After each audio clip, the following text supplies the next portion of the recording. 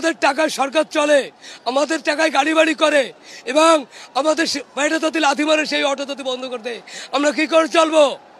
আমাদের অটো চলতে দিতে হবে, এবং আমাদের অটো যদি চলতে না দেয় হয়তো ডাক্তার ইউনূস এসে গুলি করুক, আর নলি আমাদের অটো চলতে দিতে হবে।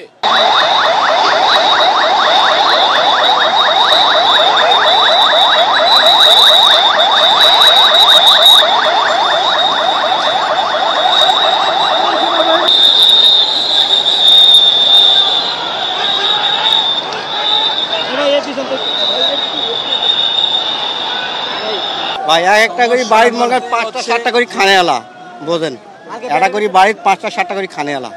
যদি এই অটো রিক্সাটা বন্ধ করে দেয়, হাজার হাজার এই অটো রিক্সার ড্রাইভার, তার পরিবেশ কতগুলো লোক আছে, এই জিনিসটা আপনারা একটু ভাবেন ভাই।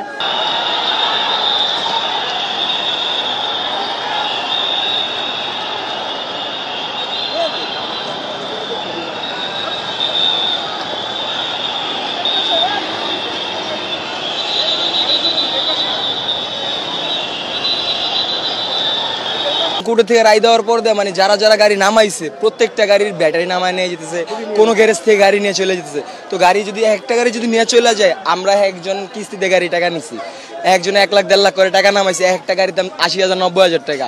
তো এই গাড়িগুলো যদি নিয়ে যায় তাহলে আমাদের পেটে লাথি দেওয়া হইলো না?